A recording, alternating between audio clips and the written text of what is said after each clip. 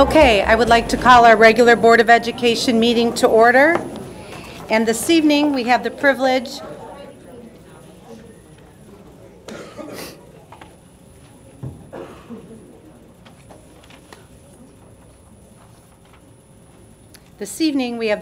of having three members of our high school SAD club here who are going to lead us in the Pledge of Allegiance. And if they could, the three of them could please come forward.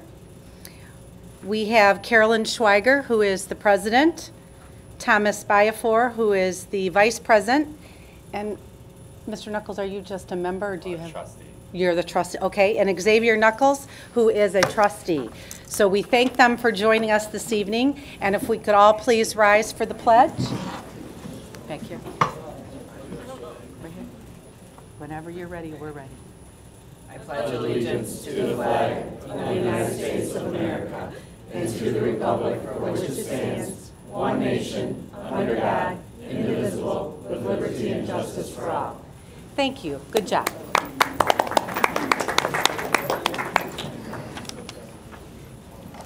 Next item is our mission statement. Bridget? At Richmond Community Schools, we provide a quality education that empowers students to be successful in a global community. Andy. Here. Chris. Here. Tracy. Jeff. Here. Dan. Here. Margaret. Here. And I am here. We have a quorum. Thank you. Next would be the approval of the agenda. A motion would be in order. So moved. Support. Was that Andy? It's been moved and supported. Any discussion? Hearing none. All those in favor, aye. Aye. Aye. Opposed? Motion carries. Next item on our agenda is our True Blue Moment. And this is something we do every month where we recognize things that happen within our school district, good things, students, staff. And this evening we are very honored to be able to have our high school varsity wrestling team with us. So before I get started into my little speech that I have here, if we could have all of the varsity wrestlers that are here, please come up front and turn around so the camera can see all of you. So please.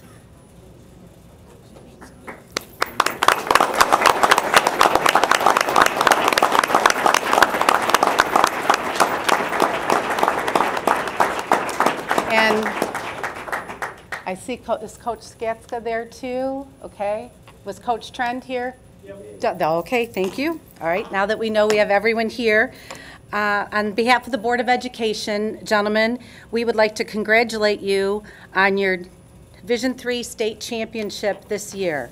For those in the audience that are not aware, this is Richmond's 7th state championship in wrestling. And this year's win was probably, if not one of the most exciting finish that this wrestling program has had. They defeated the dreaded Dundee 27-25. They came from behind with 3 matches to go. We were down by 13 points. And there may have been some people in the audience who were watching that day who thought possibly Richmond wasn't going to be able to do it. But if you look at these young men and their coaches that are standing in front of you, they didn't believe that. And with 3 matches to go, we came from behind and we beat Dundee, which was absolutely tremendous, very exciting.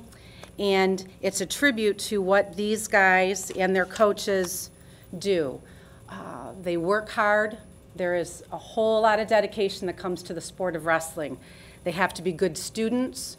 Their coaches insist on that. They have their programs before practices where they work on their homework. They are dedicated to their sport. They're dedicated to each other. And they purchased a shirt to celebrate their championship, and I see a couple of guys have them on. And I think it's really important to recognize the words that they have on the back of those shirts. The very first, oh, someone's standing and showing. Yeah, there you go. Oh, Mr. Hinojosa, thank you. The words are community, sacrifice, commitment, hard work, family, tradition, pride, and brotherhood. Those are tremendous, tremendous words. And when you live by those, you can be successful. So if I could just have those that are seniors, if you could step forward just a little bit away from everyone else for a moment. Gentlemen, you have left a legacy here for the rest of your teammates to follow along. Congratulations, and for all of you, you need to understand that it takes a whole lot to be a champion, not just that you won a wrestling match, but the champion in who you are every single day and how you represent your community and your family. Good job. We are extremely, extremely proud of you and your coaches, and good luck to the seniors on whatever it is that you do after you leave Richmond High School. Congratulations. Hold on, don't go anywhere. We just want to come shake all your hands, so you've got to kind of stand in line for us. But Coach Day, on behalf of the Board of Education, thank you. Thank you for all that you guys do for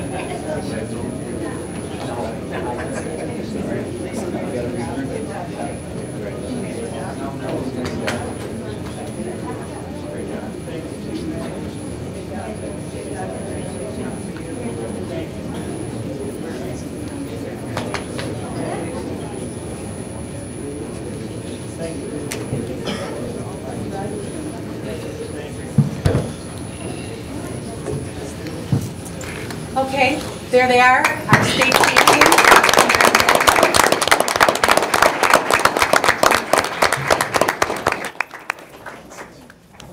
We are also fortunate enough tonight to honor Devin Skatska. Devin is an individual state champion. He is the 160-pound state champion for 2015. Oh, you didn't have to do that. You could move right back where you were. And Devin's accomplishments are extraordinary, to say the least. He is a 4-time individual state champion in wrestling, only the 21st wrestler in the history of the individual finals to have accomplished that feat. And it is a true testament to anyone who has watched him wrestle in the last 4 years. He is a true leader, a team player, and someone who is an individual that his teammates and fellow classmates can aspire to emulate. He works extremely hard. He makes Richmond look good every time he gets out on the mat, and he represents our school and our community extremely well. And we are proud of his accomplishments, and we congratulate him this evening as well for being an individual wrestling state champion. Devin Skatska.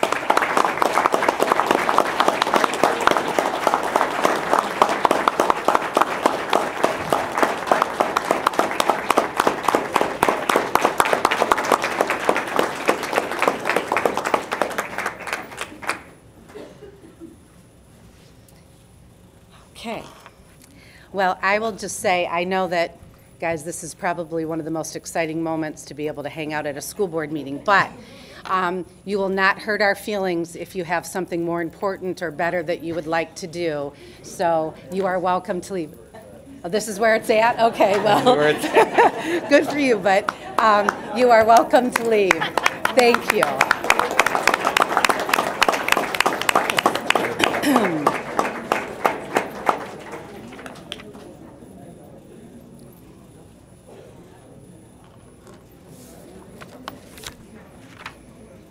Okay.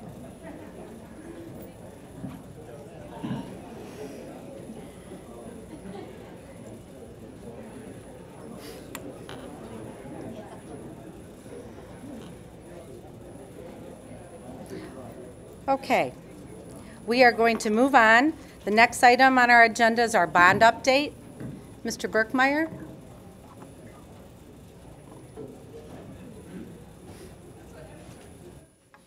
I'd like to bring up John Foster from Convergent Technology. He's going to give us an update on the classroom technology that we have installed since October of the school year.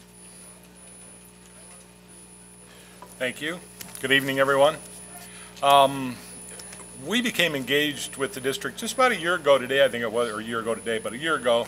And our first charge coming into the project was to redo the district's infrastructure.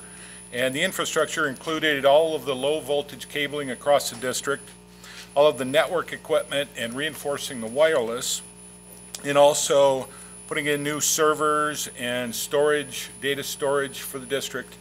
And those projects were all completed before school started in the fall. In the fall, we then started on a couple of other projects, one of them being video surveillance. And video surveillance finished up within the last week or so. And that was a district-wide cameras and whatnot in each of the buildings. We also, since that time, have gone into the classroom technologies where we've looked at interactive projectors, interactive sound field systems, document cameras, and whiteboards where appropriate. And most of that is completed now. There's some individual classrooms that are still being completed, but for the most part, all of that work is done as well. So from a technology perspective, we're in very good shape right now. Any questions? What was your biggest challenge? Probably the timing, because we just had a lot to do over the summer, and we were able to accomplish that. We had a lot of help from the district, but we also had a lot of help from the vendors that were involved. We made it very clear to them that we were on some pretty short timelines, because we literally had to recable every building, not only for data communications, but also the classroom cabling and that type of thing. And trying to get all of that done before school started again in September was quite a challenge. Thank you. You bet.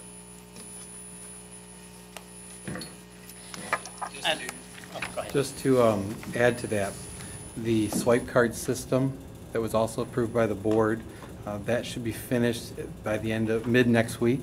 The actual cards that we will begin issuing to staff will begin later this week and next week. During the week of spring break, we are rekeying the exteriors of our buildings. So at that point, beginning April 13th, you'll need a card to get into the building. So that process is underway. Okay. Thank you. And as you are all aware, as part of the bond that we're so very gracious that the public approved was a one-to-one technology initiative. I'd like to give you an update as to where we're at on that one-to-one technology as well. In December, Mr. Walmsley held 3 informational technology forum meetings with the teachers in the district to gather input on how that one-to-one technology would be used in the classroom, how we foresee its vision taking place in Richmond Community Schools.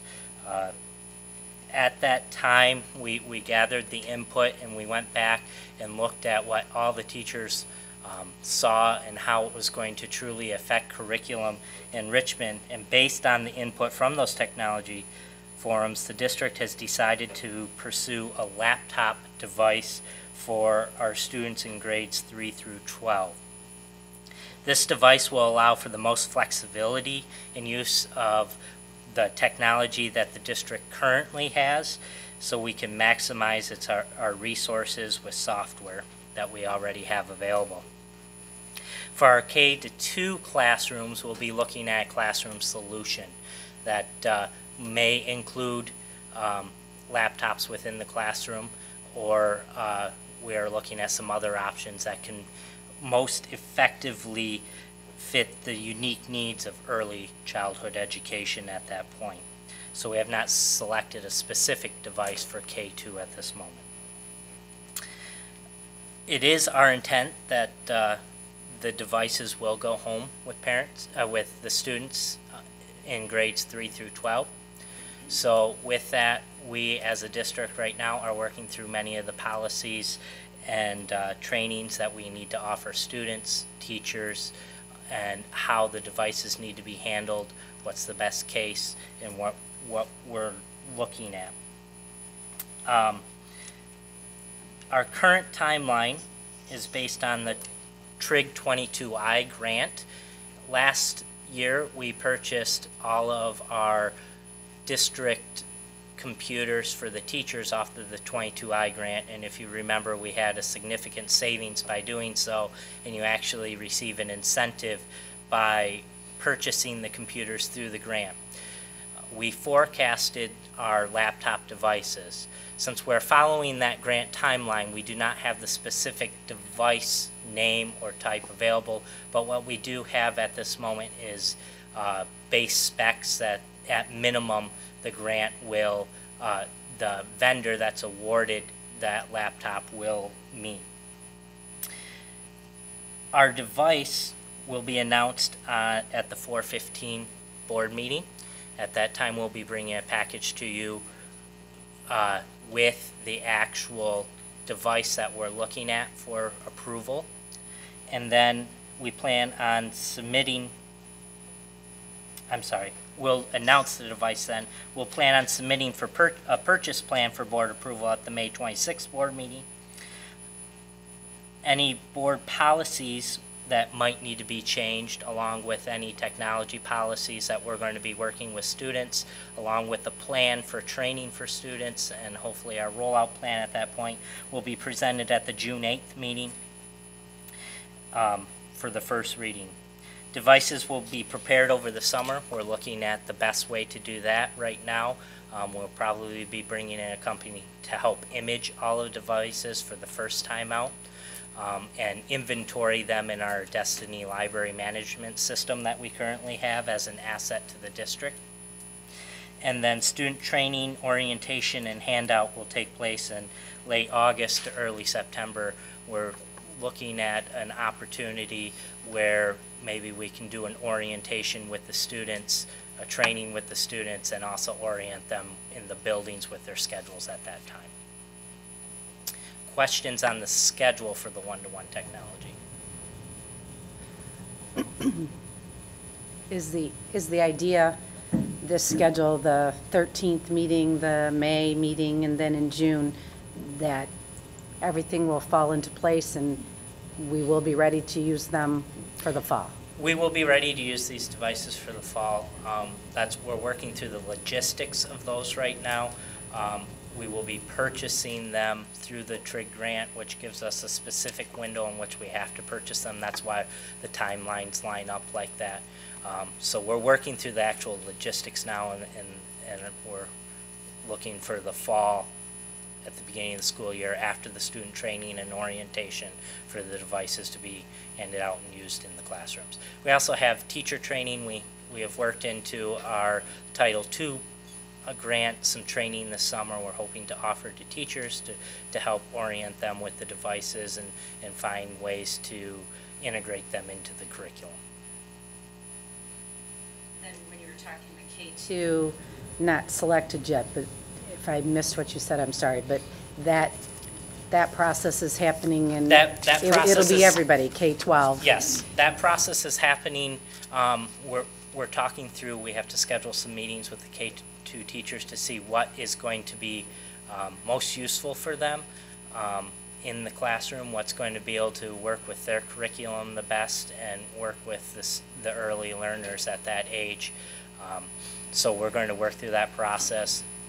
We don't want a whole bunch of different types of systems in the district. We want to be able to maintain them. Those are one of the things that we're thinking through. So it could very possibly just be a laptop in the classroom, or we could be looking at something like interactive tables or things like that that might be a little more effective for a K2 environment.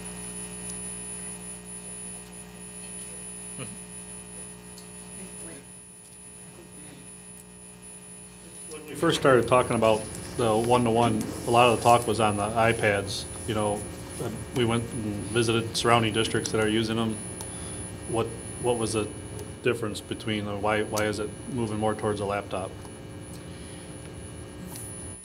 Through the technology forums that Mr. Walmsley held, what we've discovered is that our teachers want to use these devices for so many broad ideas that iPad is a little bit limiting to that.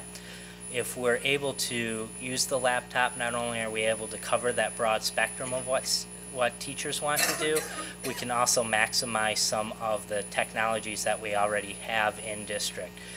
We're already a Windows-based district, and as a smaller district, support gets difficult at times, so having someone trained to be able to work with a Windows-based device is helpful. And also we spend a lot of money on purchase of Windows products that we actually have a district license that it doesn't matter how many devices we have, we can continue to roll that out to without additional costs, because software is not something that we can put in the bond. Is that something that you plan on communicating to the parents? Yes.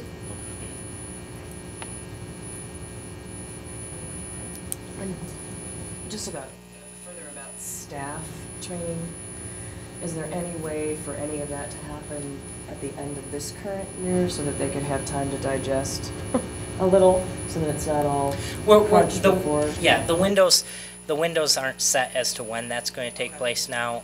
Once we know what the actual device is and what it's going to have on it, once that window opens up, we'll have a little better idea of what type of training is going to be best for staff. And we need to obviously ask the staff what type of training they need. So we'll be going through a process of opening that up, what training is going to be helpful, and we'll set up that training window. Our grant has not, we just got the grant sent back, but that approval seems like it is coming right now, so we'll be able to start nailing down who those trainers will be and how we will roll it out to staff. We obviously want to make it available to all staff and make it as flexible as possible. It's important to realize the timeline that Mr. Berkmeyer outlined talks about in June, because it's right around our budget season. When you think about from an infrastructure cost, we currently only have one IT person district-wide who supports about, I'm going to say, 300 computers district-wide. When you talk about teacher stations, probably about 400 when you look at labs and so forth. We're going to 1,200 laptops, so we're going to need to look at infrastructure support from a staffing perspective, and that's part of the reason why the timeline, when we talk about the budget, that's something we're going to have to consider for the successful implementation of this. I'm just curious, when you gathered the information from the teachers, how was the process done to make sure they all had a voice of what they wanted? Was it majority how you came about this, or was it just that's what most of the teachers wanted? In terms of choosing the device? I just wanted to make sure they all had a voice of what. Mr. Walmsley led the forums. The forums weren't necessarily about choosing a device, but how we want to use the device. And after gathering what teachers wanted to do with it, it's what led that device, the laptop, is what leads to being able to handle that actual want. Many of the forums started with ideas that they were, many staff were looking for, like apps that students can be engaged in. Right. Through the discussion, especially at more of the secondary level, you've got courses that are somewhat unique, from a journalism course to a science course to a biology to a Algebra 2 course. So in the discussion of what they were looking for that device to do, one of the comments was from the science teachers, I want to be able to plug in probes and be able to have students measure acid contents of some liquid solvent and be able to graph it. You may not be able to do that on an iPad. Their newspaper they want more of a journalism typing word processor type unit. English teachers, so we listened to what teachers were looking for that device to do. Okay. And when we sat down and literally looked at every comment that was made. Even at the elementary level? We did an elementary session, a middle school session, and a high school session. Okay. In December. To be able to manage that district-wide, the laptop seemed to be the device that was going to meet most, if not all, everybody's needs in some fashion. They don't, to me, a laptop just doesn't seem like as durable as a tablet to take it home, especially for little ones. They have Microsoft-based tablets as well. You know, I don't know if that was a consideration or not, but Well, that it's is, the in part of the durability of bond that is laptop the is limited. cases and so forth that secure those items. So that is stuff we're looking at in the. In 22, I tricked it. They have two options for laptops. One of them is a durable laptop built for education. It's supposedly able to take a drop, things like that. And that is the laptop that we have forecasted for as well.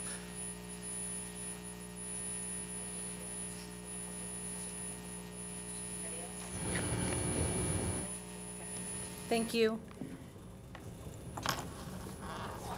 Okay, next. Community Baptist Church update. Brian? Thank you. At the last board meeting, there was a discussion between a request from the community, about a request from the Community Baptist Church and their request for a school bus. And there was some information that was requested by board members for that. In your packet, I provided you that information. One of them is insurance coverage. As long as it is an approved event by the school district, the coverage, and it is one of our drivers driving it, our insurance does cover it. The other was the cost per mile minus payroll and fuel. If you remember, what the $4.05 per mile is our total mileage that our fleet drove last year, with the total cost of expenses, payroll, etc. We divided the miles into the total cost of expenses and came out with the $4.05. So what we did is we took out the payroll, we took out the fuel, divided the total miles into the remaining amount, and it equates to $1.94 per mile. Those other expenses that create that amount is obtained through the calculation of all expenses that are related to our buses, like the total amount of oil we buy, grease, tires, batteries, repair parts, transportation, and it's divided into a per mile amount. So those are the 2 points that the board had requested clarification or more information, I should say. Andy, I know that those were your questions, correct? At least the reduction in the 1.94, yeah, that was the question I asked at least. Okay. Is there any discussion? Yeah, I have a point to bring up that I didn't bring up last time. I think that anytime we have a community, it's nice to have organizations, nonprofit organizations that are invested in our kids, and that they are giving back to our children and the children in our community. So I think that it's important that we take that into consideration.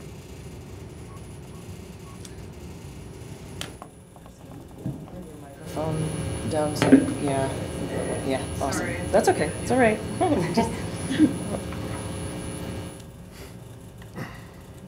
Anyone else? I have concerns about what doors this could open up.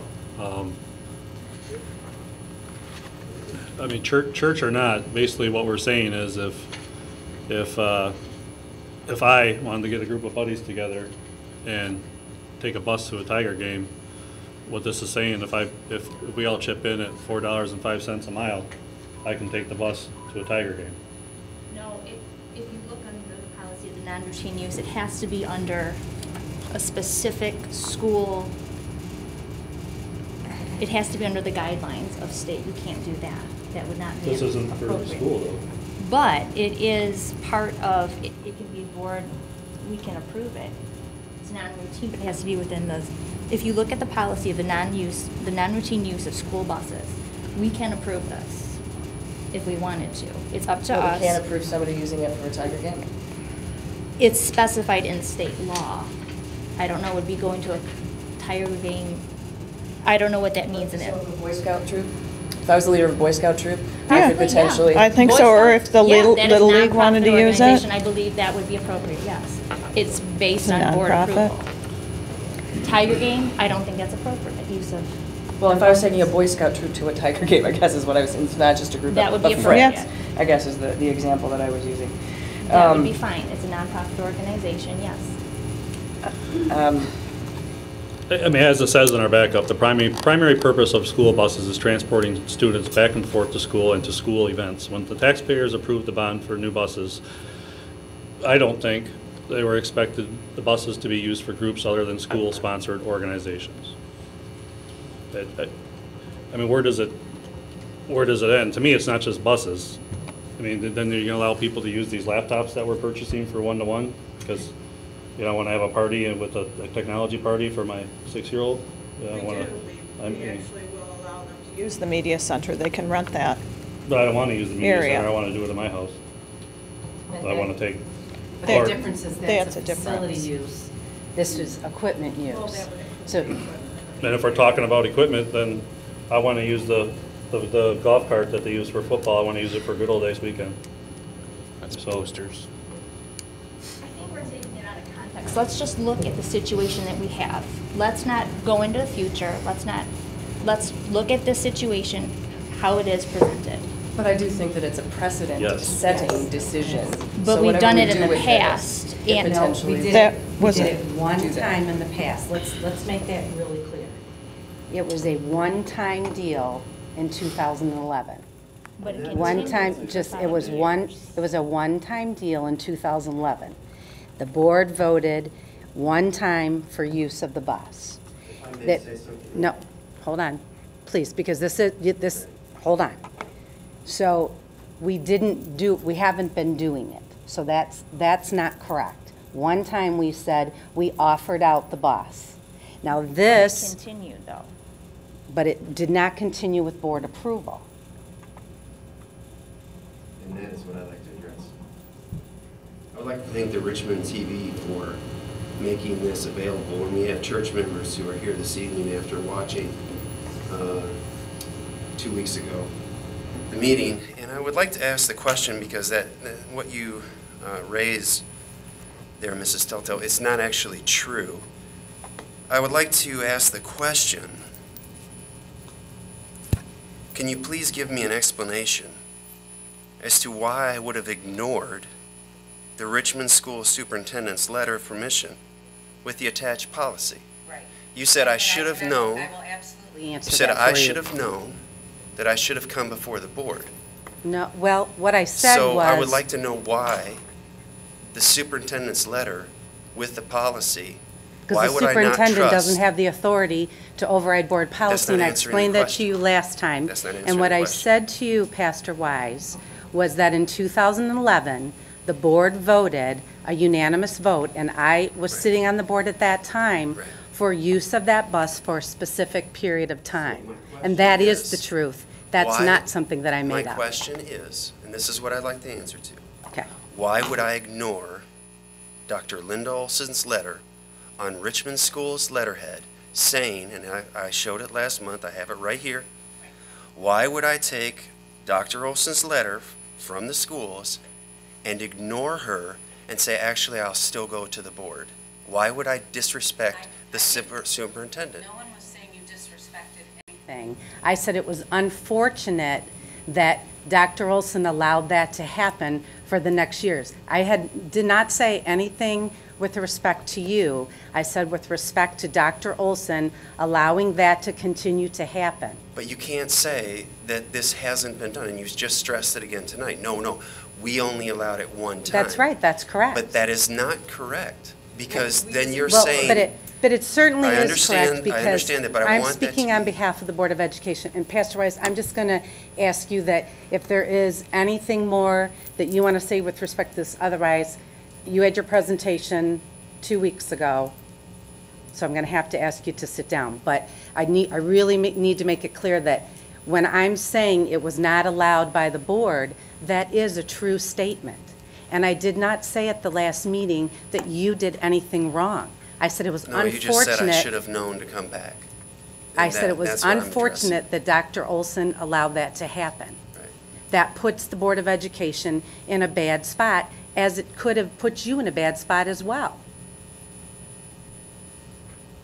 Well, that, and that would be It would be unfortunate. your person that's leading the school district. That's correct. So- And we set the policy. Right. Right. Thank you. Okay, anybody else? But just because things were done a certain way in the past doesn't make them right things. And it, right, and it doesn't mean that it's not a good community gesture, anything like that. That is not where I'm coming from. Right. I am coming from the point of using school facilities. That if this is something that the board wants to entertain, to me, it has to go through the whole idea of when we use facilities, set guidelines, all of that stuff. Right. It has nothing to do with the church using it, that's not what it is. It's And when I make my statement is absolutely truthful and factual, that we allowed it and voted for it that one time. Okay, well, I wasn't on the board then. I'm just saying, please explain to me the non-routine use of the school buses. Can you explain to me though, just what policy is this? Like what does that mean then? I'm not saying that policy isn't there to be used if the board so chooses. All I'm saying is that my one single vote would look at the fact to not approve something like this, to open the door to use school equipment. That's it. And my vote would be yes, in favor of it, because this is a community service for a nonprofit organization that's investing in our children in our community and making it a better place. Okay. I just think it's really important that all of our costs are covered with that, though. We do not have the luxury of having extra money to do that. I would agree with that. So, I agree with that. So The cost the of a bus is $70,000. $500 does not cover the cost, 84, sorry. according to the documentation that Mr. Walmsley's provided us. So that $500 contribution doesn't cover what we need to cover. So that's a concern that I have that. That's what I'm saying. So what's happened in the past hasn't necessarily covered that, and I think it's really imperative that we do that. it didn't cover it though, because each year that's calculated out, that delta is calculated out on an annual basis, and so we don't really know that it didn't cover it. It seems that there were a lot of people who didn't, the superintendent maybe did not have the right to approve the church to use that, and yet they did. And so we don't really know what the cost was or if it did cover it. Right, so new eyes. A new superintendent, that's one of the good things about having new eyes review policy and review what we have done in the past. So I know that I can't even entertain a vote until I have some documentation of liability insurance from the Baptist Church. I don't know that that's our particular role, to review those insurance documents. That's I just want to make sure that superintendent's role. it's something that we do have. So if Brian just simply emails us and says, yes, we have it, then I'm okay with that. Entertaining a vote about that, but it just feels like that's important for us to determine whether there is coverage. We have our own coverage, so they're right there. Fleet insurance for the $1.94. We're covered anyway. I mean, it's a recommendation to have additional coverage. Correct. And I would like that to be considered. If you look at also our facility use, we require outside agencies to have some type of insurance too, even though our insurance covers us too, we also have that double. I think speaking for any outside organization that was going to utilize that, they would want to cover themselves. I Oh, mean, they would want to think do so, that. too. Right. But So I guess we all need to understand that this is a slippery slope, so I get that, Dan. And that's why we really need to know as a board, what would be the cost if those costs that he's already covering is included, so So we have to look at the cost, the best interest of the school district and the community. I mean, Brian's gone out of his way right now to do this community outreach. Okay, that's one of the things that we said that we wanted to do. So I still like to know exactly what the percentage was last year of the people from the community of Richmond that attended. And I know he can't give us right now what the forecast is, but I think there's some middle ground here if we want to entertain based on going with $1.94, and if the insurance is covered, if we get verification of that. And maybe it's just a one-time deal because it is a slippery slope, giving him this cost, because I think from his perspective, he thinks he had a deal. Okay, Exactly. and I think that's probably, if I was in his shoes, I would likely feel the same way. So exactly. I think there's some middle ground here. That this might be a one-time thing. I don't know whether they can even cover that cost, but I think that's the best thing, that one of the options we have to find a resolution here. So then are you saying, and I don't know, speak up, if we were to entertain some kind of deal, if that's the right word, arrangement, would you know, Tracy wants to know the liability, and the answer to that question, is that something that you would like to see before we as a board would entertain? Well, I think the key is our fiduciary responsibility is to make sure the costs are covered. And I think the $1.94 does that, because depreciation, all that should be in that cost. So that covers us there. And then I think now we have to understand as the board and the community that it's probably a one-time deal, and then that gives the church a year to make other arrangements. So, and again, I don't know if they can even cover the cost at $1.94, but I think that's probably the best deal we can do, because we just can't do it without getting our costs covered. It's not in the budget. And there's a lot of other competing things that we need the money for, so. I don't remember, but did they look elsewhere to find out what it would cost to rent a bus, to charter a bus to go? Have you done that? Well, I don't think that matters here. I mean, I think from us, we just decide what we can do financially, and if we approve that, then it's in the ball's in his court to decide, hey, can you use what we're offering or not? I mean, I think it is. I think it does matter, because we're setting a precedent, and if other groups, if Good Old Days wants to come and use the buses to transport everybody from the parade back to their cars or wherever they want to go, I don't think if we say we're basically grandfathering him in because he thought he had an agreement with the superintendent. So now we all understand that there's some disconnects there. And because we approved a new board policy, I think we can go back and grandfather this if we decide to do that, without going forward and putting the school district at risk of everybody trying to, hey, here's a good way of getting a economical bus for every nonprofit out there. So you're saying they're grandfathered just for this one specific trip, or if they want to do 5 more trips? That's what I'd recommend, one, but it's up to the board to decide that.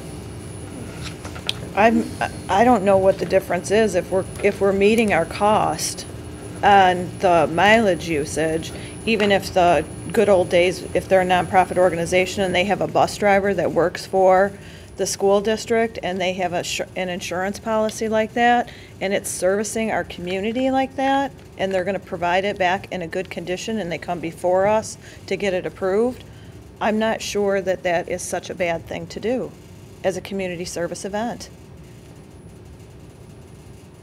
If they're going to transport kids back and forth to the parade route, we'd use a couple of buses for that already for the bands.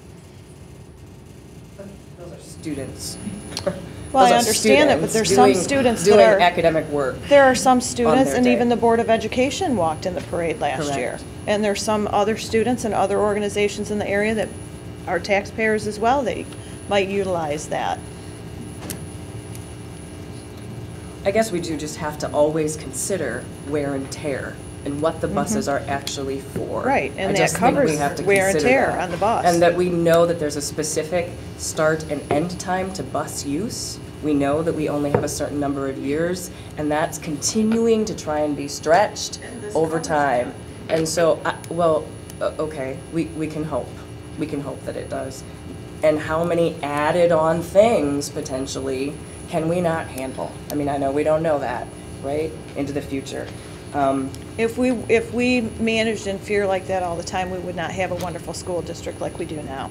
Oh, But I do think that we have to be considering children Of the that we what haven't ifs? even met yet. Managing in fear, Chris, it's Of the what reality, ifs? But Plus it's costs $84,000 to replace. it's the reality of, we only get so much money to come in to run the school. I understand that. So it's not managing in fear. It's reality thinking, it's reality talking. Truly, it is. And again, if this is a grandfathered in based on past history, I don't think we'll be jeopardizing the slippery slope, because when someone sees the actual cost to get the bus and our approved board policy, I think most people are going to look at different avenues. So I don't think this is a slippery slope if we go with the 194, but that's just my opinion. For a one-time deal. Okay, does anybody else have anything? Well, at this time, since we had Pastor Wise, was here 2 weeks ago, made a presentation to us, we asked Brian to, there were some questions, we wanted more information before we did anything. And as we have sitting in front of us, there were 3 options.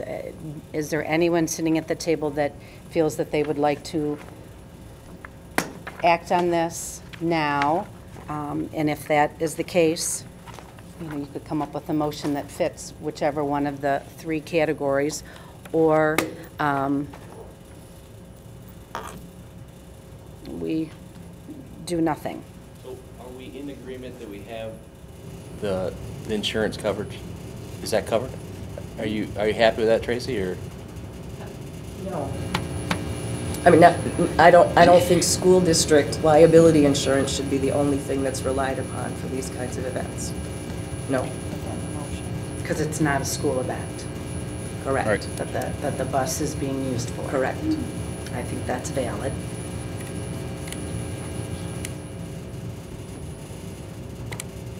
So, So that's the sticking point right now, is the cost per mile and the insurance.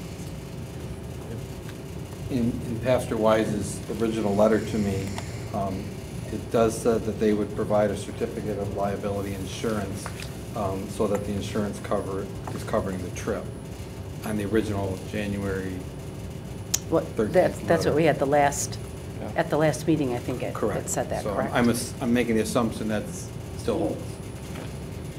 All right, so then I'd make a recommendation, or make a motion to grant the Community Baptist Church of Richmond the use of the bus for $1.94 per mile, as requested, and all the sticking points that's in his letter, as long as they show proof of insurance. And this is a grandfathered in one-time deal for the Community Baptist Church. Support. Was that Jeff? Okay. It has been moved and supported. Is there any other discussion? Go ahead. Can I ask? To modify the motion to include the dates of the trip that are here? Well, I June think- 15th? Yeah. I think you said, I think you said It was in the included in. Yeah, in whatever what the was- request was, I can't remember all the. And in the request, Tracy, it does Dates. say Monday, June 15th until Saturday, June 20th, 2015. Yeah, the proposal was pretty well written, well done, so. Yeah, and just, you asked for proof of insurance to be included in addition to what was presented, correct? Correct. Okay. Anybody else? Okay, it has been moved and supported. All those in favor, aye? Aye. Opposed? Nay. Aye. I vote no as well. Okay, motion carries 5-2. Next, legislative update. Brian? This is a busy time in Lansing. Tomorrow, the House School Aid Appropriations Subcommittee will be releasing their projected budget. On Wednesday, the Senate Appropriations Committee will be releasing their budget. Each of them have a lot of the categoricals rolled up into the foundational allowance, or they talk about it, I should say. Some of the categoricals that we deal with are like Section 31A, at risk. There's other state categoricals that are specific. So this is out there. You'll hear a lot of discussion from Lansing. There is a Senate Bill 81, and it's actually in the House Tax Committee is also discussing it, that would allow lenders or banks to not pay the primary residence exemption on any foreclosed property. What that does is it actually reduces the state school aid fund between anywhere from 15 to 25 million if that bill does pass. Currently, if a bank has a property that's in foreclosure, they're still responsible for paying the tax on that. And what this bill is saying is, while it's in foreclosure, they don't have to pay the tax on it. So that's something that I would urge people to talk to their legislators about. They are taking up the early warning legislation on Wednesday afternoon to discuss it.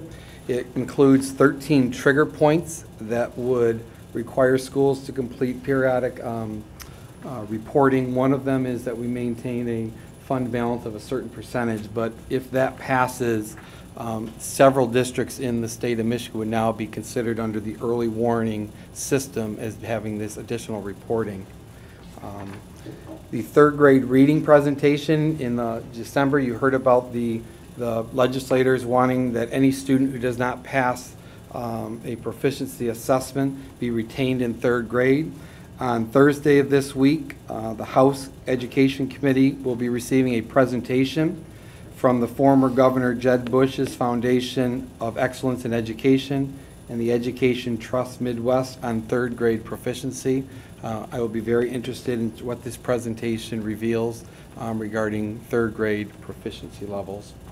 And probably the biggest one that is out there is the Safe Roads Ballot Initiative that will be in May. Proposal 1, it's somewhat complex, and so there's a lot of campaigning on both sides right now. But in essence, the Proposal 1 pays down the Michigan transportation debt. It fixes a structural problem for our roads and bridges.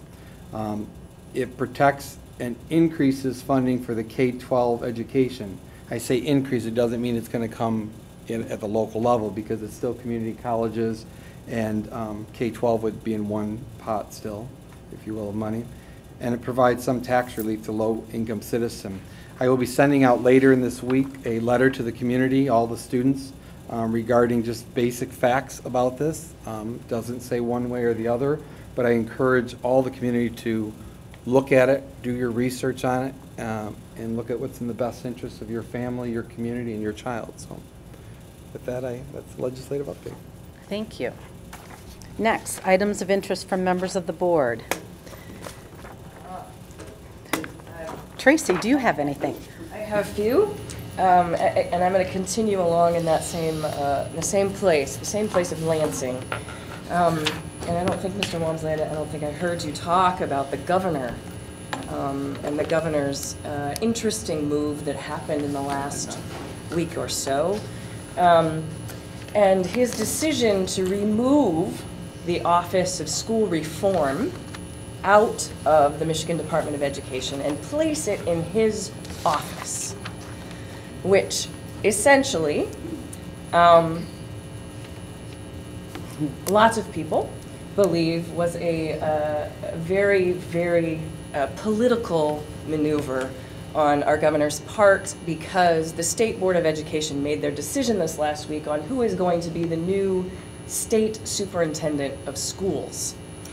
And so a lot of people are believing that he was not real thrilled with the State Board of Education's 3 final candidates, and he was very concerned about what school reform was going to look like. And once that new superintendent comes on board July 1. And he's very happy with his education authority that plan of school reform. He's very pleased with that, even though it's not doing very good work. So he wants to keep that in his corner. So he removed school reform, and all school reform initiatives will now come directly out of the governor's office. So Lansing continues to play political games with our children's future, and that is extraordinarily unfortunate because it is our children's future. It is not politics, it's our children's future. So I know what Richmond Loud sounds like. And Richmond Loud needs to get loud about this. Communities all over the state need to get loud about what's going on about this. And so I challenge all of us to get loud about it. March is reading month. And I know we shared books last time. I'm sharing an article with my fellow board members. And the article is entitled 8 Myths That Undermine Educational Effectiveness, written by a couple of authors. They are educational authorities. And I just found it to be a fascinating read, so I share it.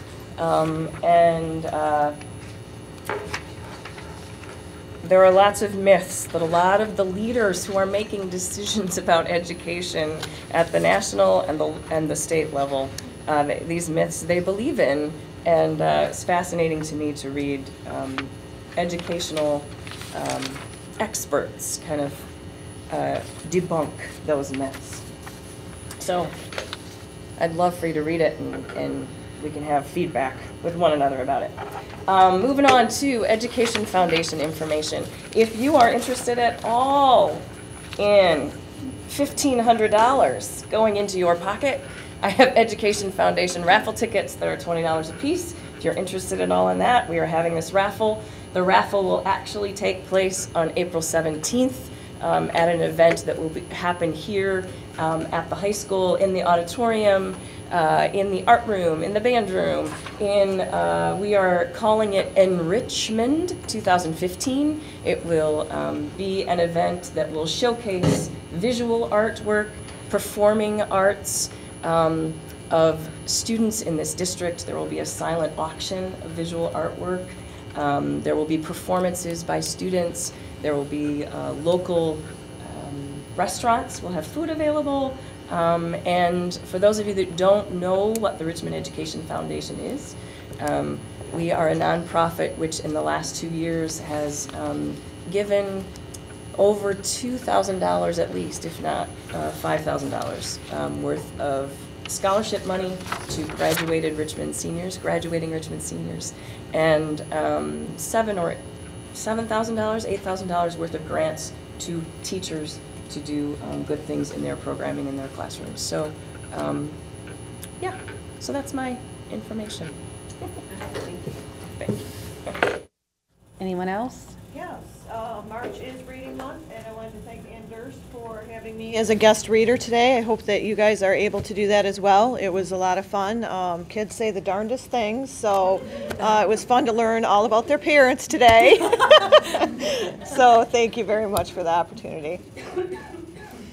That is good. I think Tracy is going Friday, aren't you? Tracy Tiddley? Yeah, and I'm going in Friday as well. I know, I love it. It's fun. It's very fun. Very fun. Okay, anyone else? Yeah, I just want to say I was contacted over the last week or so by several parents of the Lee School kids, and just want to say thank you to those that did follow the proper steps in making their points clear. And you know, as a Lee School parent myself, I understand there are concerns. And just please be sure that you follow all the proper steps to get your point across. I know there was a lot of talk on Facebook and stuff like that, and although I know it's a good way to communicate, it's also how rumors are started, and rumors are good. So it's always better if you just go right to the source of your information that you want answers to. So that's it for me. Okay, thank you. Okay, next is our portion of our meeting, which is public comment. That is, if anyone is interested in coming up and addressing the Board of Education, come up to the podium, and Terry, are the cards up there? If you'd fill out your name and telephone number, and after you speak, if there is an issue that you would like to be addressed or a question answered, we will do so off of the card. All we ask is that when you come forward, you please state your name so that we know who you are, and you have 3 minutes to speak. So, is there anyone here this evening who would like to address the board? Okay, come on up.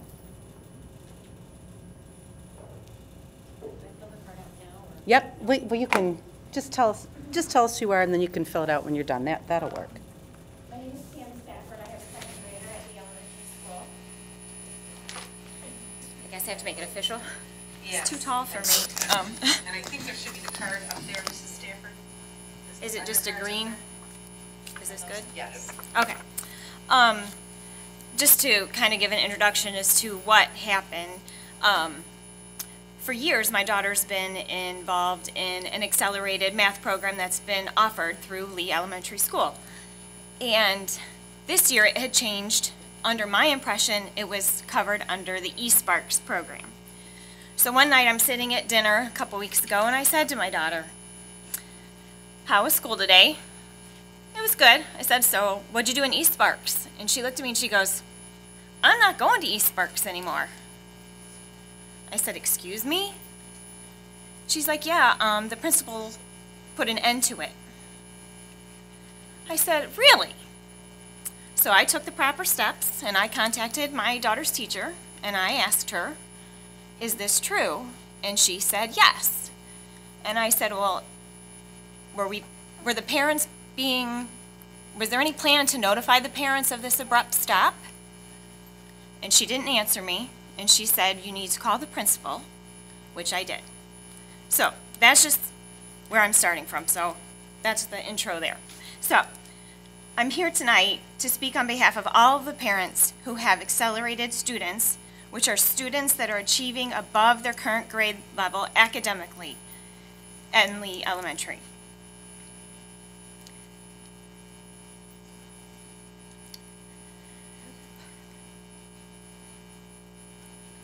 Sorry. My daughter is a second grader who is tremendously benefited from the accelerated math program that was offered through the Title I room and Mr. Pedri since she was in kindergarten. She started attending this program in kindergarten after being identified as achieving above grade level in math. At the end of first grade, she was actually achieving at the third grade 8-month level in mathematics. This year, a new program called eSparks was implemented. All accelerated students were participating regularly in this program until approximately 2 weeks ago when Mrs. Dowker abruptly stopped it without notifying the parents of this change. After several phone calls that were placed to Mrs. Dowker by myself, she did several days later return my call. When asked why the accelerated students could no longer participate in the eSparks program, she did explain to me that the funding that was provided for eSparks was allocated under the Title I-A clause. She then went into further detail and explained to me that eSparks was only approved for students who are achieving below their grade level and also for the disadvantaged students. Therefore, there was no funding allocated for accelerated students to be participating in the eSparks program. And should the school be audited, there could be penalties that the school could endure and lose funding if it was discovered that accelerated students were actually participating in the eSparks program. I then thanked Mrs. Dowker for explaining the reasons for the change and that I completely understood them. However, I then asked her what new program has been implemented in place of the eSparks for the accelerated students. And her response was, "There is nothing in place for the rest of this school year. But next year I will try to bring in a tutor to the school that could meet regularly with the accelerated students and work together to keep them achieving at their advanced level. I can also provide you with educational websites that can be utilized at home. I am working on getting iPads, well, now we know it might be laptops, for the 3rd and 4th grade students. That will be an individualized tool that students can use to work at their appropriate level. My response to these statements was, all of that sounds great for next year. But for this year, it sounds as though for the last 2 months of this school year, the accelerated students will not be participating in any above grade level activities in order to continue their educational growth. This then means to me that the mission of Lee Elementary, that guaranteed learning for all students, is not really happening. Now my concerns are the following, and I'm going to make them brief. Why was there no other accelerated math program in place to be used after the discontinuation of the eSparks program? How was it that Mrs. Dowker made this kind of decision without notifying the parents of this change in their child's education, and the parents are just supposed to accept it? How are the accelerated students going to continue growing in their own personal education while finishing up this year at Lee Elementary? Or are they going to be forced to be not challenged? In the future, attention and action needs to be taken to make sure that students on both ends of the spectrum have what they need to be guaranteed learning for all students, and catering to only one side of the spectrum is completely unacceptable. If Lee Elementary can no longer provide any additional educational benefits to its accelerated students, then somehow, some way, a reorganization of its teaching structure needs to be implemented. Personal suggestions. Before the first day of school, all teachers should receive a student profile on each student coming into his or her classroom, informing the teacher as to where each student is performing academically, not just on those students who are performing below grade level and those who require additional help because of being behind or having a learning disability. In math and reading, students in each grade level should be grouped together and taught at their appropriate levels for the required amount of time every day.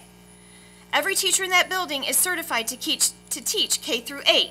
Therefore, teachers could be assigned to teach and reach every student at his or her individual and appropriate level. Just for a brief example, just say from 10 a.m. to 11 a.m., there's one teacher in each grade level for that hour that is grouped to teach the below grade level. Then there's other teachers that can teach at the grade level. Then there should be one teacher assigned to teach those students that are accelerated and above grade level. This teaching approach is used later in the years of education, such as in high school, but why can it not be implemented from the beginning? All students are not equal, and there is nothing wrong with dividing them up into learning groups where everyone in the group is at the same level, instead of clumping them all together and then pulling those who are not at grade level out of the classroom so that they can go to the funded Title I program for assistance. Allow these students to do both, be grouped together inside the actual classroom and attend Title I together for the extra help and reinforcement. But do not penalize or hold back on educating those accelerated students who are just as deserving as any other student in the school building to have their educational needs and requirements met. This just might then guarantee learning for all students. And a brief comment that Mrs. Dowker told me on the phone that was very disturbing. She told me when we had this conversation that there are approximately 200 students in Lee Elementary that are not performing at grade level. When I asked her how many are achieving a grade level, she could not give me an answer. Thank you.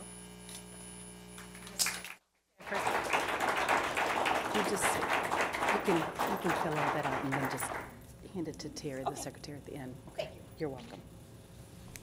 Is there anyone else? Sure, come on up.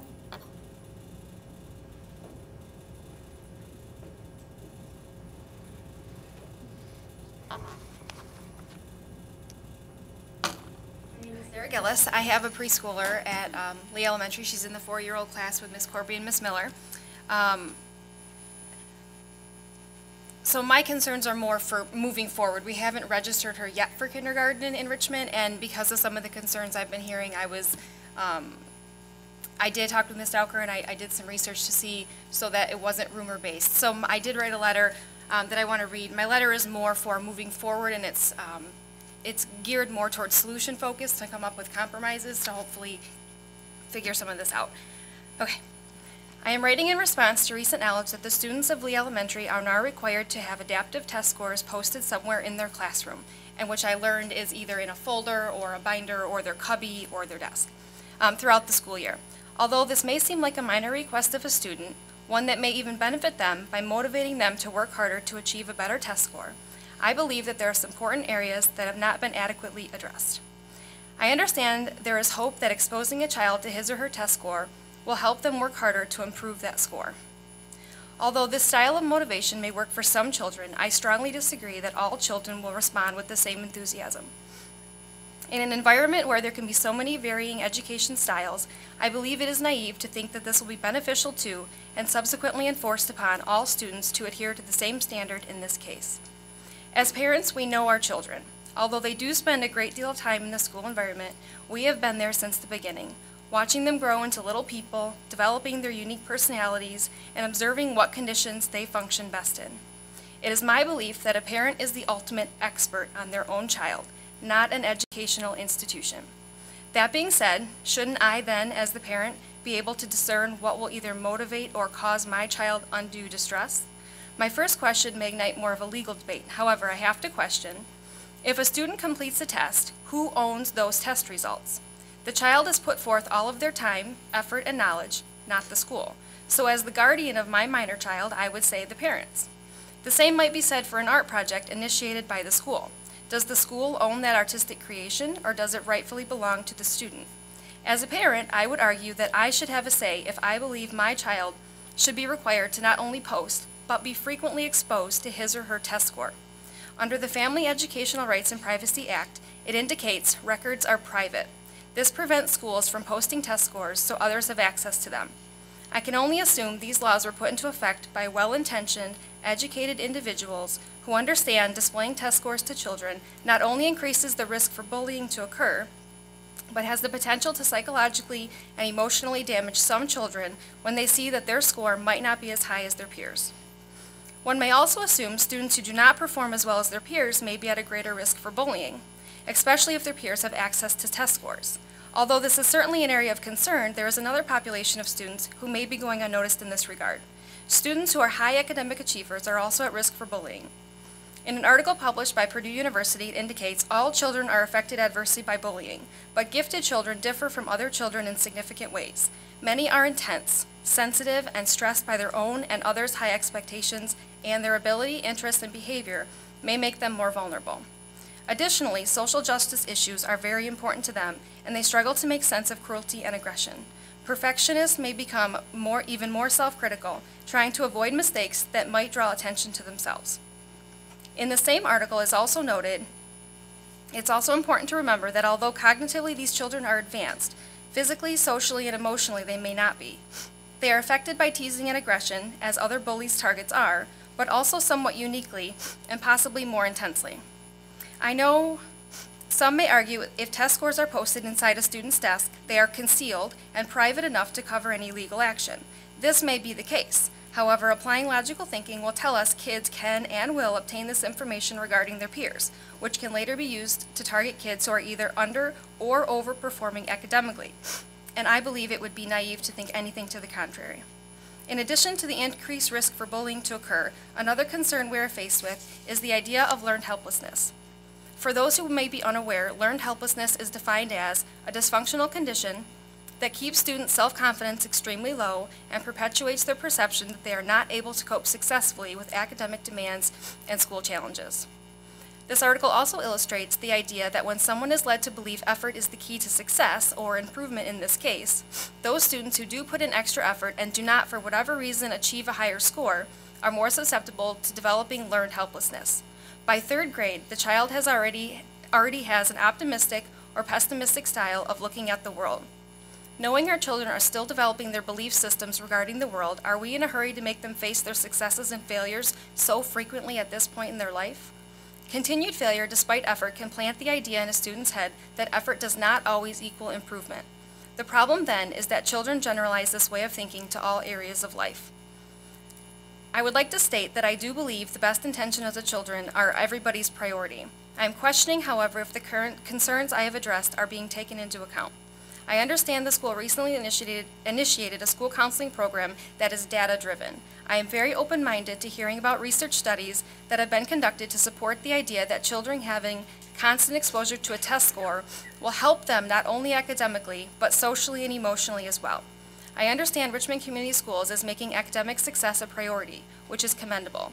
I am fearful, however, that the emotional and social aspects of our youth are going unnoticed, and this is a disservice to them as they are still growing and developing the views not only on the world, but on themselves as well. I offer a sincere thank you for allowing me this chance to voice my concerns. I understand that test scores may not be concealed from students entirely. However, as parents, I believe we should have a voice regarding our own children, and it is my hope that Richmond Community Schools will allow parents to play an active role in our children's academic future. I also just want to state quickly my educational background. I do have a master's degree in counseling psychology, and I have 10 years experience treating children and adolescents in this regard. And I see an overwhelming amount of kids that come in who are being bullied, the high achievers especially, and having access to that test score really affects their anxiety. So I really want to have all the research done before we impose this on our kids, not knowing what might be behind the scenes. Because kids with anxiety typically don't come forward and say it. It's when they show up in my office and then I have to deal with them and help them feel better. So I just would like these concerns to be taken into account.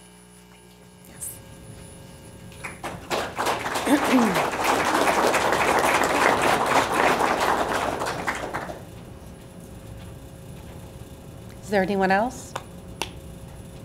Sure.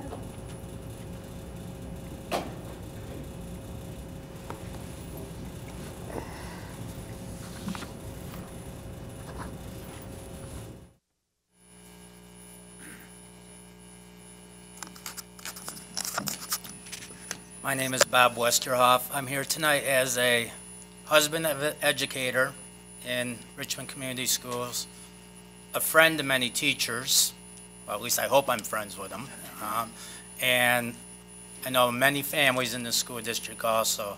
I just want to say that I think Richmond, based on the number of years my wife has been teaching here, has been a great community. And I want to touch on that word community because it was on the t-shirts of the wrestling team. That first word that popped up was the word community. It's something I learned in college many, many, many years ago, was that in order to be successful, you need everyone working together for that to happen. And I think that was a great example of how well the wrestling team did. That was a great accomplishment because it was the community working together so those young men could accomplish what they did, and their coaches also. I think I took the right steps in understanding what's been happening in the district, and you know, I've talked to other teachers, I've talked to families, and I'm not quite, I don't want to sound like it's not happening, but I'm not quite sure it's happening. When I see my wife as an educator come home and say that they have to spend so many hours on lesson plans, I don't see how that is benefiting the children. I understand we are accountable. I'm an educator myself. I don't understand how that is making the children successful.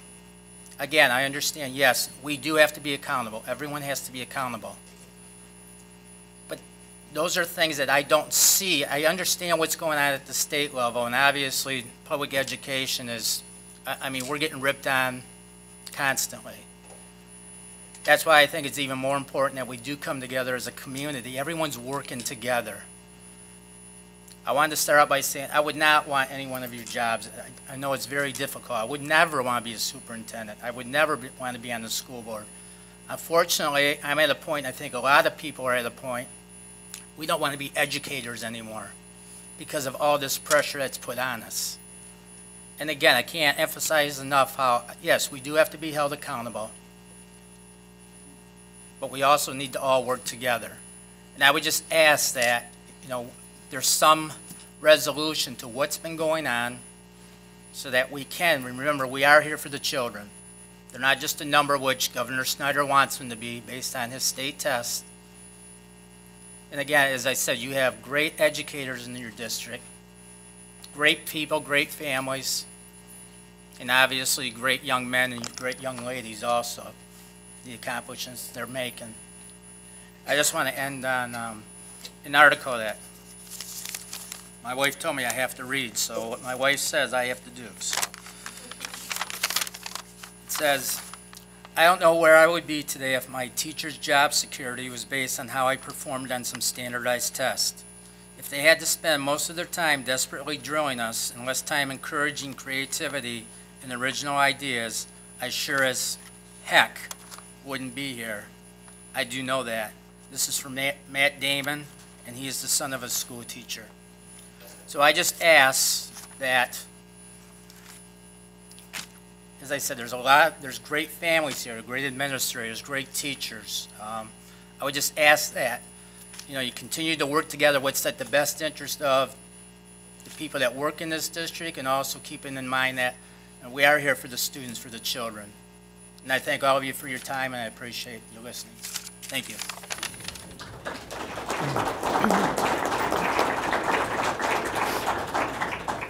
Anyone else?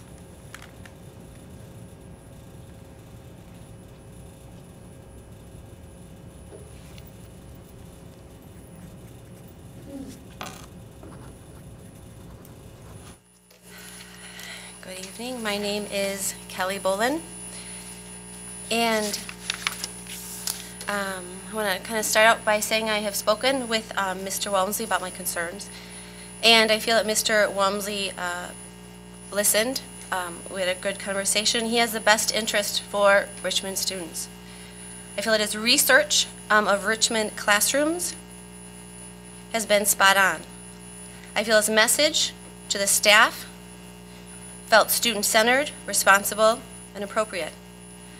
However, somewhere from Mr. Walmsley's message to the ears of the teachers and students, something went extremely wrong. And after much thought on how to address the board with everything I'd like to say, I just simply came up with a set of questions.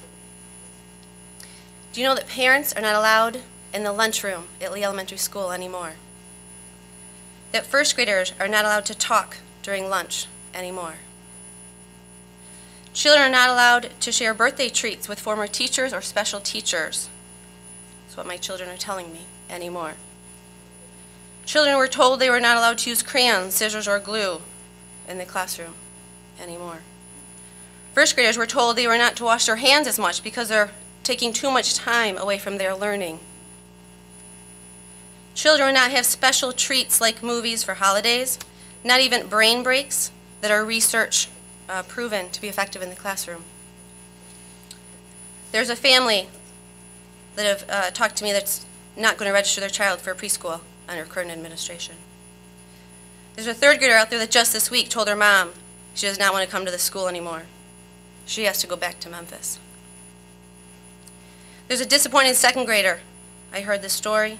They wrote a special invitation inviting the new administrator into their room. The administrator has never shown up.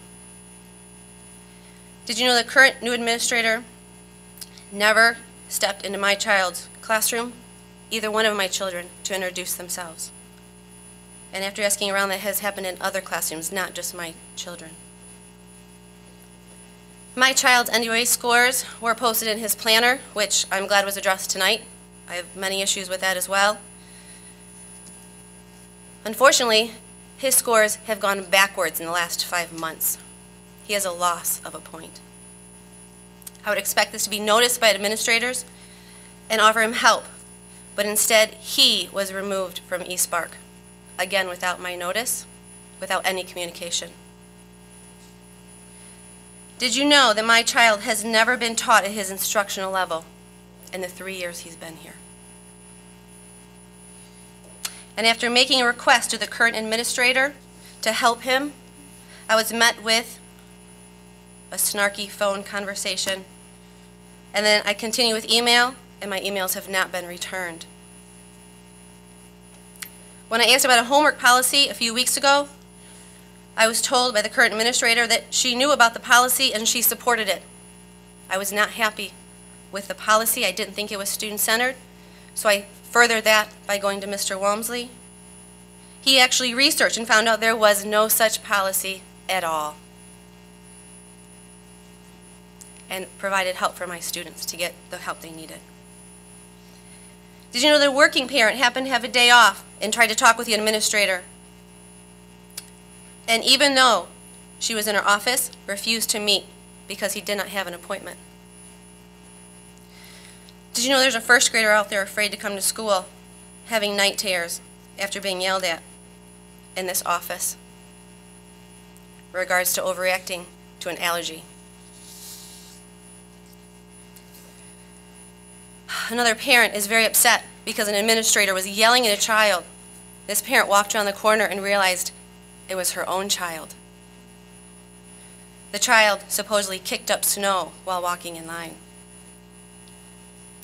After reading reviews about our new administrator online and knowing the effects that it has had on our district in the past month, I'm afraid for my children. Walking a real fine line, please. I feel Excuse me. It is a free country, but. This is a Board of Education meeting, and she's walking a thin line with respect to an employee, and we as a board have an obligation that we cannot. Okay, please.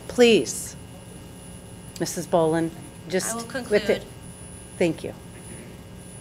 I am fearful for my personal children, for them to be yelled at, for other privileges to be taken away, to find no enjoyment in school, and for their growth in learning. I feel uncomfortable going to the current administration for help after my 3 inquisitions were met with lies, rude comments, or no follow-through. Thank you.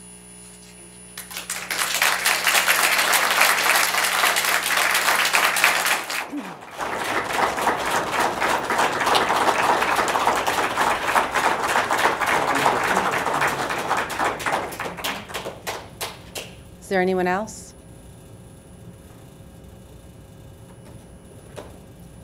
Wait. I think they started walking up first. Hold on one second, and then you can come. My name's William Grant.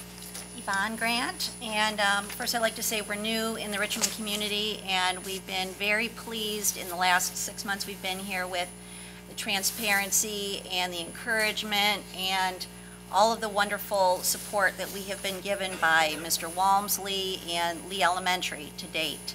I realize there's been a lot of communication gaps with the changing of the guard. There's been 3 principals at Lee Elementary, and we understand the challenges involved with that.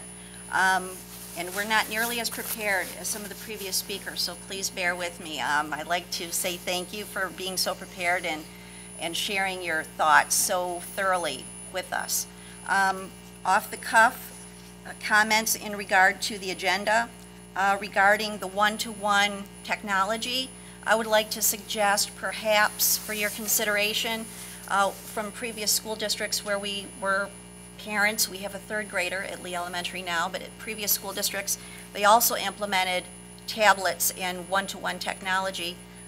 If and when you're ready to do press release or announcements to the public to toot your own horn and to share all the great news, please take into consideration the safety of the children so they don't become targets for crime, or make available information to the public as to what might deter that. You know, as a parent, we have concerns about young children specifically walking in school becoming targets for crime, having expensive technology in their backpacks. The next point was the bus use by the church or other nonprofit organization.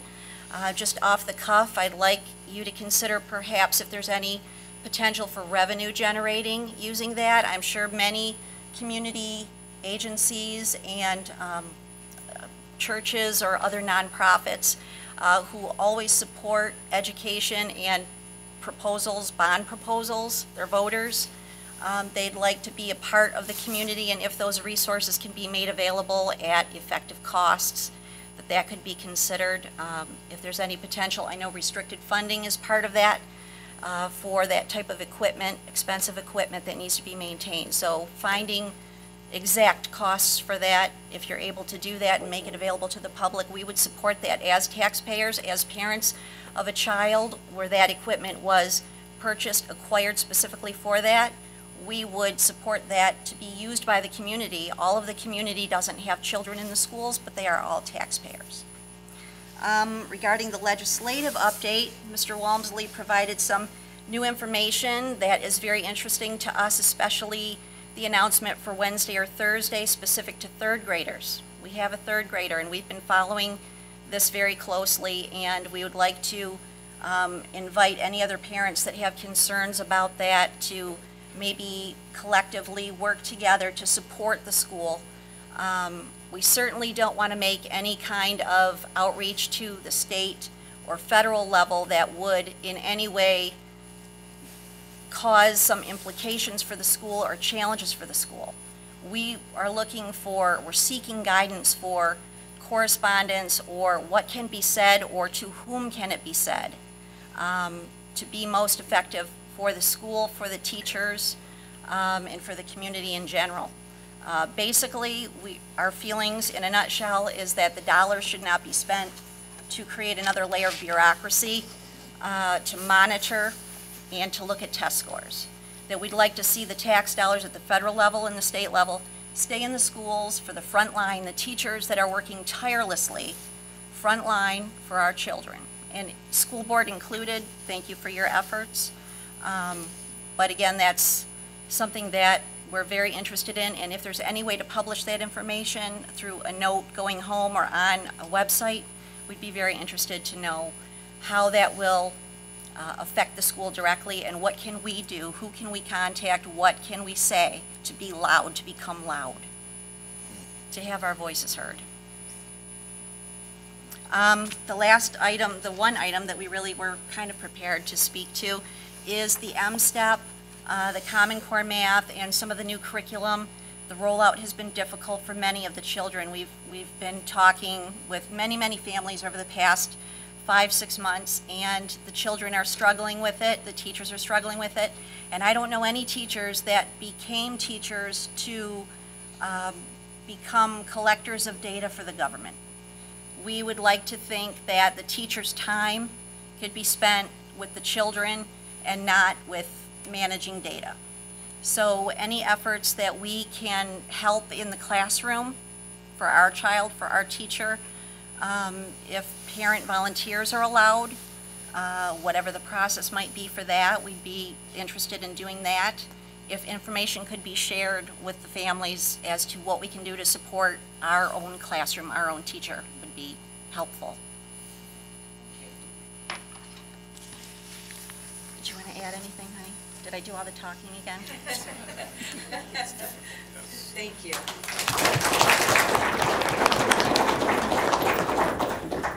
Sorry, I had one more thing.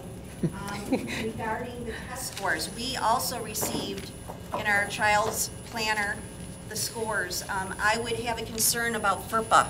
I've been with Macomb Community College for about 25 years, so I have a very big spot in my heart and soul for education. But I also know that FERPA is probably going to be an issue with posting this in the classroom. So I would hope that there would be some more information coming forward on what the scores mean so that we might interpret them individually, each family for our own child with our teacher. But posting them in any way, shape, or form in the classroom for other children or other families or passersby to see is probably a FERPA issue, a federal issue. So that was the last point off the cuff. Thank you.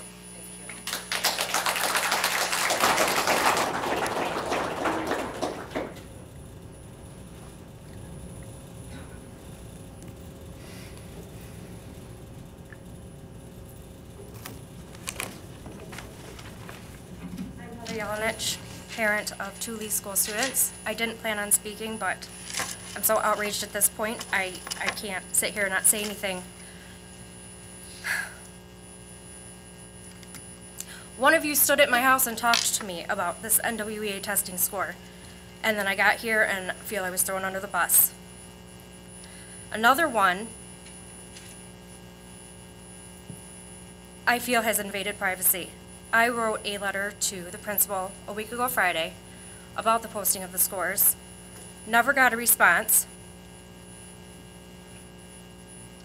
I'm told I'm supposed to, if I don't get a response or don't like the response I get, to go to the superintendent, who I do not bother going to because I was informed that instead of talking to me, he talked about my letter with another Lee School parent. So why would I feel comfortable talking to anybody on this board about any concerns rather than using Facebook? What is happening in this school district is disgusting. I don't know what else to say. My kids come home every day. They used to love school, and I have one that struggles and one that does very well. Neither of them want to go to this school anymore. My husband and I are both Richmond High School graduates, and it's very sad that we're considering pulling our children out of this school because of what is happening and what is also being done to the teachers. Something needs to change. The teachers aren't there to teach anymore. They're being pushed for all this testing. They're miserable. The children are miserable. I've heard multiple children, just like the one other mother was saying. And I think these matters need to be addressed, and I think the parents need a say in what goes on with their children in school. That's all.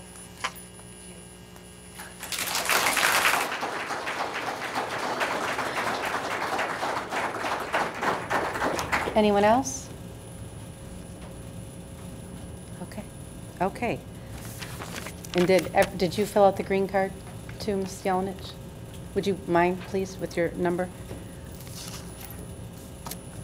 Okay. Oh, I thought you did. I'm sorry, I didn't see that you didn't. Okay. Okay, and just... I'd like to know what the procedures are to go find out information. If you know, if you can't get an answer from whoever's in charge of the school, Well, the procedure is, starting with, let's say you have an issue with a teacher. The steps would be that you would speak with the teacher, and then from there you would move on to the principal, and from there you would move on to the superintendent. And still, if that point, if you are not satisfied with what you're hearing, or if you're looking for more answers, then you would approach the Board of Education, not in this type of setting. Since I am the board president, I'm the one that whatever your question have would come to me, and then I would research what the issue was. I would speak to the superintendent, the rest of the Board of Education. I would let them know what's going on, and then if it was something that would be an issue that would have to come something in front of the full board, some type of hearing, then we would do something like that. There's a part of our policy, there is something for that step, that procedure, and we have had that happen before. But that's the process. And to go a little bit in line of what your question, just to understand the whole idea of our meeting and public comments, and when I asked Mrs. Boland to please stop, every employee here at Richmond Schools has the ability to not be attacked in such a way without being able to defend him or herself. And the reason that I asked Mrs. Boland to stop was because she went from speaking of things that she had firsthand knowledge, as opposed to going down on something that was on a Facebook or a website, and we have no idea those kind of things where this person previous worked, and so that's why I asked her to stop, and we do have the right to do that. So I just, okay.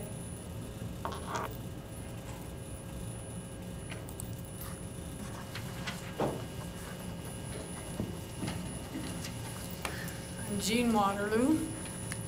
I'm 82 years old. I was once recreation director here in town. I was a librarian for 26 years. I was a Girl Scout leader for 11.5 years and a Cub Scout leader for about 3.5 years. So I sort of had a lot of contact with kids.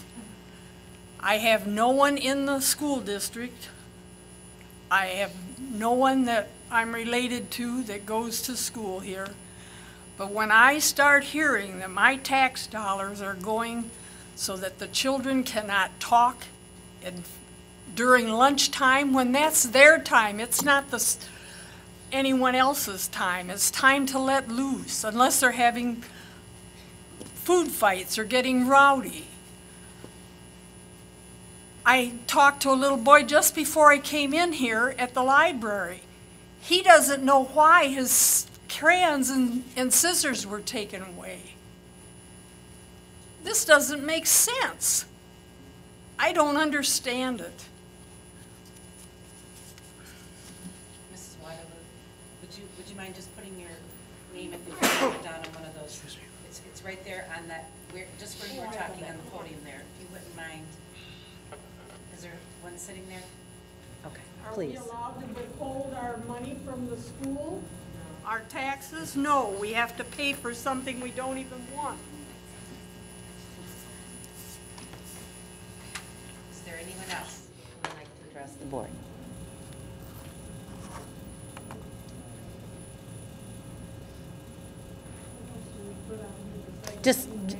Just name and phone number will work, please.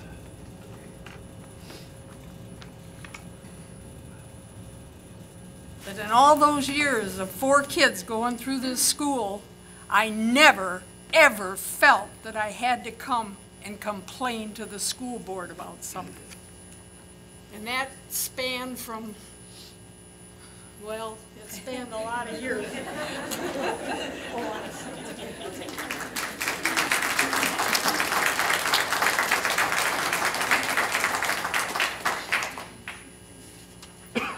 I'm Amber Jackson. A lot of you guys know me. I have 2 children in the school currently enrolled. A lot of you guys know me as a cheerleader, and believe it or not, I am nervous beyond belief right now.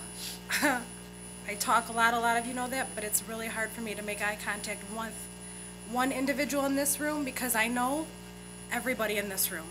At some point or another, I have crossed their paths, and I've only been in Richmond for 6 years. I feel the last couple weeks at the school has deterred my family from wanting to further our education here. Starting from the preschool program, I have a preschooler that I haven't enrolled yet. I have registered for. We had a medical emergency that prevented us from being there Thursday night.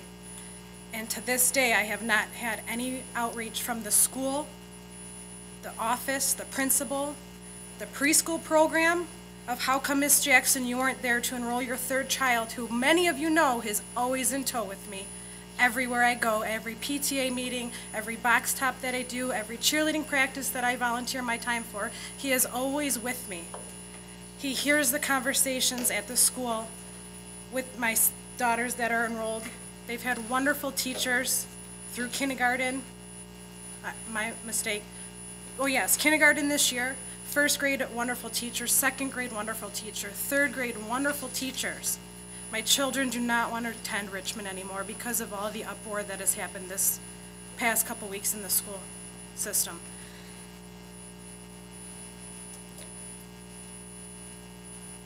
My children are my children. They're not dollars in the school. They're not a number in a planner.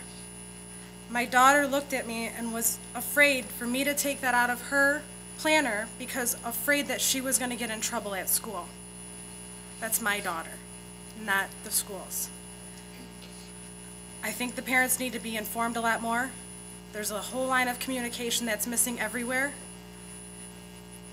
I called another preschool program this afternoon. I was given a call back within an hour and a half of, we want you there tomorrow night. Come check out our program, see what they have to offer. It's a week and a half, I've had nothing yet. I don't know how to close this. My heart's pounding out of my chest. There's so many more issues that I could touch on, but a lot of parents have addressed a lot of my other concerns. I just feel the communication in this town, and for our future, I'm afraid for our children with little things being pulled out of classrooms. Arts, what's next? The Pledge of Allegiance, Christmas is now holiday. What's next? And I have 6 years to go in the Lee Elementary School. So if I choose to stay here, and I feel that it's in your hands.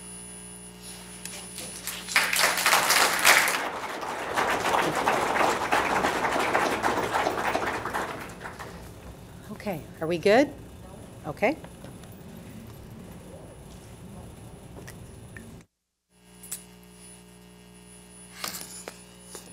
I wasn't going to talk either.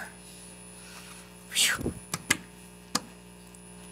Well, as a mother of 2 graduates from the Richmond school system and now a grandmother with 2 kids in the 3rd grade at Lee School, one of the happiest days of my life was June 2005 when my daughter graduated from this system, and I thought I'd never have to come back. Sorry. I went through a whole lot as former PTA president for 3 years at Will L. Lee, as the former coordinator of what it's no longer, but the craft show that was held in the middle school for 6 years, as someone who struggled with teachers who screamed at my son in the 1st grade and told me I was wrong. Yeah, I was real happy when I got out of this system.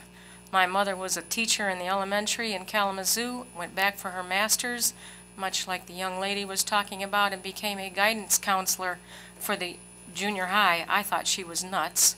She did a great job. And then my step-grandson came home 2 weeks ago. He struggles. He's a sweet blue-eyed kid, and he wants to be loved desperately. He's had a terrible background, and I have a daughter and a son-in-law trying to raise a stepson. It's both their stepchild. Anyway, he came home and he said, well, I had my crayons and scissors taken away and glue, and I can't use that anymore. Well, we thought he was making up a story. Then tonight he said something about test scores. And because I'm a grandma and I'm trying to stay out of the way and not be an interfering grandmother, I thought, well, okay. Well, then I started hearing about these test scores, and he came home and said something about test scores. I wanted to come in here and congratulate the school system on being brave and above reproach for doing things to reach out to the community and overlook the incoming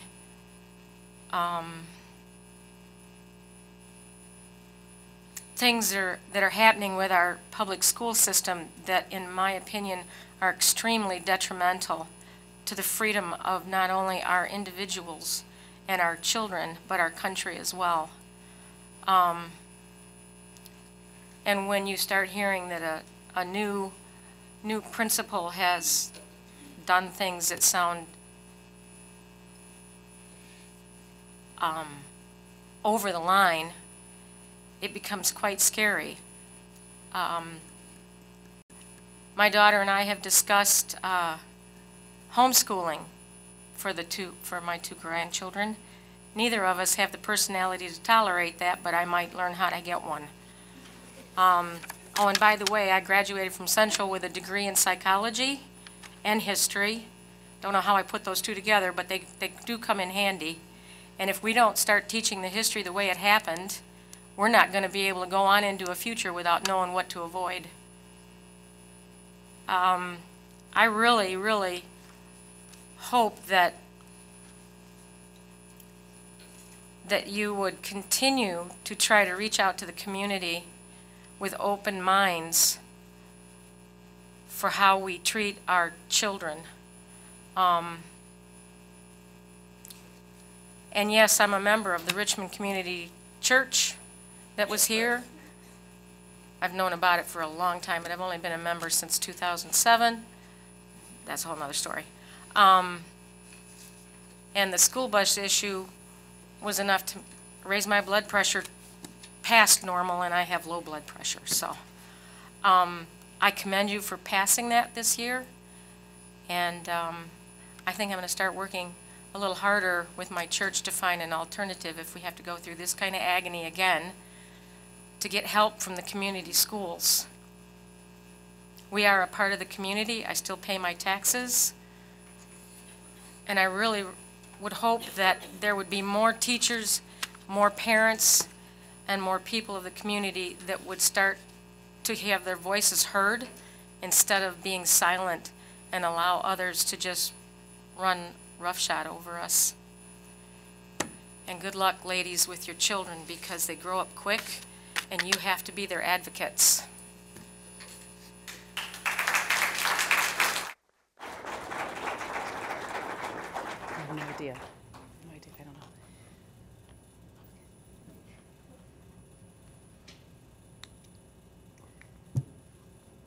My name is Kathy Garcia, and we are new here. We have a preschooler and a kindergartner. I was very happy to come to a country school. When we first started, I volunteered pretty much 3 days a week at lunch for my kindergartner. We took a little vacation and went to Florida. When we came back, all the kids thought I quit because they were so used to seeing me 3 times a week. Now I can't even go in and have lunch with my daughter on her birthday. I don't understand why I can't volunteer for lunch, but I can go and read to the classroom. I can go in for functions and parties. They're only little ones. She's not going to want me sitting with her when she's 16 in high school. I'm probably not going to want to be there as well. They're little. They're kids. They're our kids. We need to be involved with the school, with our children, and you guys need to let us.